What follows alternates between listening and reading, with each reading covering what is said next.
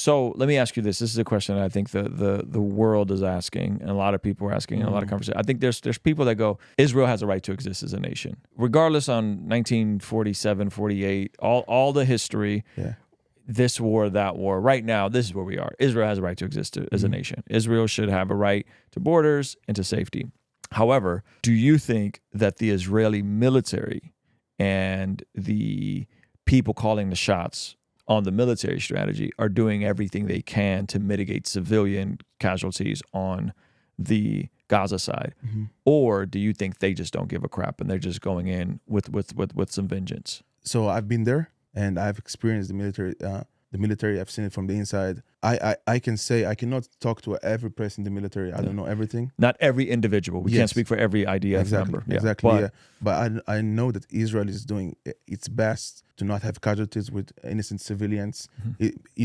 Israel has right now over almost 300 dead soldiers in the ground operation, and they could just manage that without just bombing from the air. Israel using less than 10% of their Air Force power, so they could just send rockets, clear the way. Of course, not hitting the hostages, but no, they're intentionally wanting to not hit civilians. They're sending alerts to cell phones and flyers, people to evacuate. But Hamas using people is basically human shit, and it's not like a cheesy thing to say. This is what the reality. This is what's happening.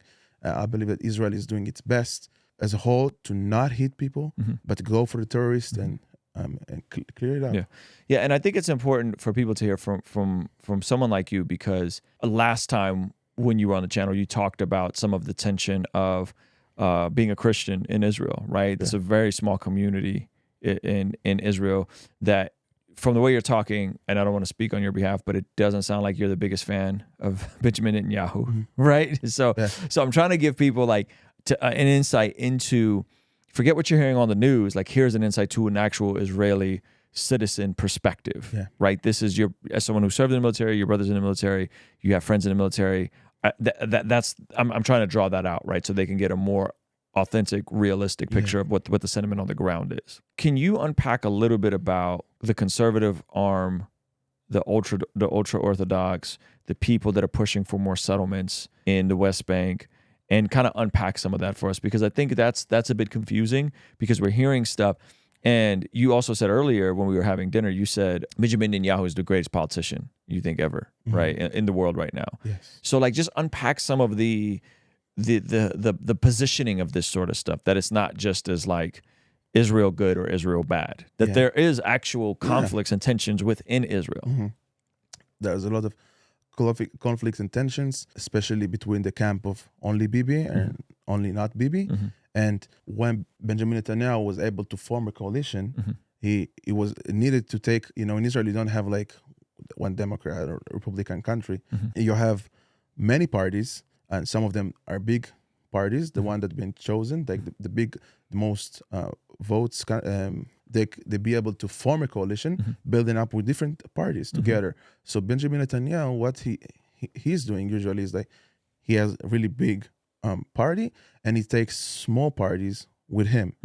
So it's going to be small party of ultra-Orthodox Jews and really right-wing. So what's the difference between ultra-Orthodox and really right-wing? Because they're not the same, right? Yeah, so you have different just Jewish faith. You have Orthodox Jewish that are, you have just normal Jewish, secular Jewish, you can be secular Jewish. And that's the majority of Israelis. They're secular Jewish, right? I think most are Orthodox and traditional Jews, but you have a lot of secular Jews. Yeah. So secular Jews, and you have religious Jews they keep some of the stuff, they keep the Shabbat, and they eat kosher, and then you have some really right wing, which is in Israel, some of them they call them Messianic, but not in the form of Messianic Jews, like what I call myself as a believer. Like Messianic was more, they go to really, really, really right in a way that they want the whole Israel, isn't not even the West Bank. They want to go to the biblical Israel. So they want to, so they build the settlements. And so those are the folks that are going deeper and deeper into the West Bank. Yes. And deeper into these settlements, Zone A, Zone B, Zone C, and is not helping the geopolitical perspective on this is not helping. It's like you guys are bombing Gaza, and then you're going deeper into these Palestinian areas and taking more and having more neighborhoods. And it sounds like Bibi has been more sympathetic towards that community. He's sympathetic not because he wants or this is what he thinks and like. He's acting that way because all of those small parties blackmail him, because if he won't go with them, they won't form a coalition with him. So Bibi will do everything he can to stay in power.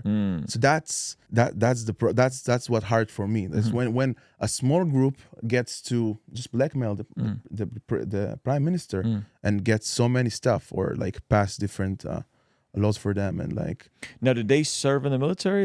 You said the right wing. Did they serve in the military? Because I know ultra orthodox don't typically serve in the military. So ultra orthodox typically, if you say that you go to study the Torah, to study the Bible, you get a pass and you get sponsored from the country. Right wing Jews, like Orthodox Jews, a lot of them serve in the military, and they're like they call them like salt of the land. They're people that really love the land and like serve.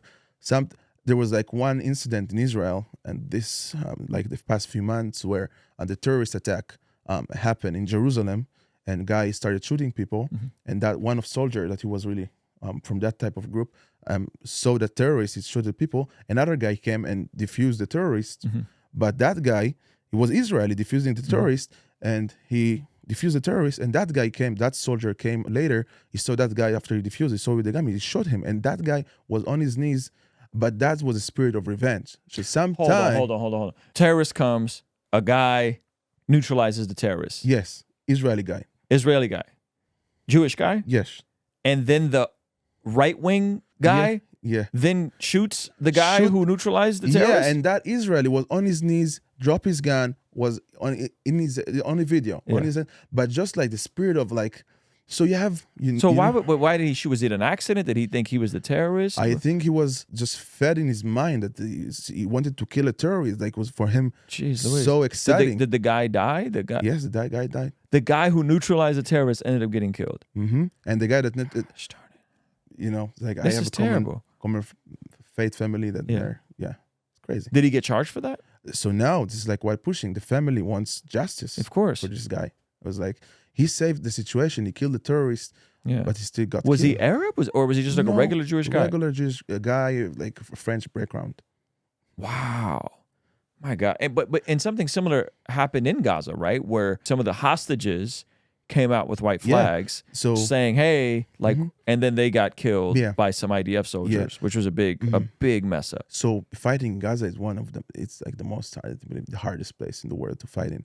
And when those basically hostages came, they were like, I think they were like a few days, like out there escaping, and they had their best luck not being found in Gaza, and they had like everything. They wrote on the wall 3 hostages here, please, and they were going. But it was like, when you see a lot of the terrorists in Gaza using those tactics as well, so they come as hostages, and even some of the tunnels they will put the tapes of voices of hostages saying, "I'm here, please come," and there's like explosive inside. Oh gosh! So it's like, it's very hard. So I cannot judge the soldiers those inside. Soldiers specifically, inside. Because that could be an honest mistake, or that could just be honest mistake. That could be incompetence, poor training, or that could be potentially somebody being vengeful and not knowing and thinking that those are actually terrorists. Yeah, but the one in Jerusalem, I was like, I've seen the videos. Like the guy was on his knees, his hand was the air, still got shot. So then that leads me to like where we are now, which is you have the UN throwing around the word genocide, which I personally don't think that's fair. You have this operation to go into Rafah where they're saying there's 1.5 or 1.7 million Palestinians living in tents. Israel is saying, hey, we have to go in, and this is where Hamas is hiding out. Considering the stuff we just talked about, like, do you think they can go in and do a clean military operation without another 30,000 civilians dying? I don't think that there's clean is the word that we can use anymore. Clean is out. Yeah, it's because everybody's down there, and even if they would want to start evacuating people to the northern part of Gaza, already terrorists are moving from that area from the southern way to northern Gaza through the tunnels. Mm. So it's like Israel must do something. I don't know what they would do, but it would be really hard because so many people right now are there. It's like sounds. Really It sounds like a lose-lose situation. Yes. It sounds like no matter what happens, unfortunately, there's going to be hostages that die. Well, hostages that die and civilians that die. Yeah. That's awful. That's terrible. Is there anything you could tell us in America, the people that watch this channel, maybe the people that are hostile towards Israel, to give us any sort of context or give us any sort of insight on maybe how we should view this situation? Talking in a perspective of more as like spiritual perspective and not like focusing on the physical reality. It's like we know that everything that happened in the physical realm is affected by the spiritual realm. And right before what happened in Israel, that the same year, it's like, I don't know if you heard about Isaiah 5, when like so many Christians around the world prayed for Israel. And actually before October 7th happened, few hundreds or thousands something Christians went to the Gaza Strip. They were there like 2 days before what happened, and they prayed for the Gaza Strip area. And then that happened. I'm like, if God is asking us, Psalm 122, to pray for the peace of Jerusalem, there is a reason for that. And also he asks us to pray in Isaiah 40, comfort my people. And Israel been through the history, very hardships. And I know that if God is choosing someone, you better believe that all the powers of hell will come against that one, you know? So no matter how Israel is going to react, or I'm praying for the peace. And I pray for the reconciliation, because I see that in my life. I have friends, you know, Arab friends. And what unites us is our faith in Jesus, in Yeshua. And there is one Prince of Peace that's going to come and bring peace that will be everlasting. Amen. Yeshua. We see, according to the Bible, that prayer is extremely important in terms of us being transformed from the inside out when we get aligned with God's will. For the Christians watching this channel, I want you guys to implement these spiritual disciplines in your day-to-day life. And the only way I've been able to do this consistently is through writing down my prayers in a prayer journal that does a few things. One, it allows me to reflect and come to God humbly and ask him to move on my behalf. And two, it allows me to document my prayers, which ultimately help me remember the very things that I was praying for and see the hand of God tangibly in my life when he answers them. So I would urge you, consider writing down your prayers. It could be in a blank notebook. It could even be on your phone. Or you could check out the one I personally designed and used from my own quiet time and spiritual discipline that I think will be a huge blessing. It's the exact structure and system that I've used for years to pray and be more consistent in my spiritual disciplines. You can pick yours up today by clicking the link in the pinned comment below. All right, I'll see you over there. Peace.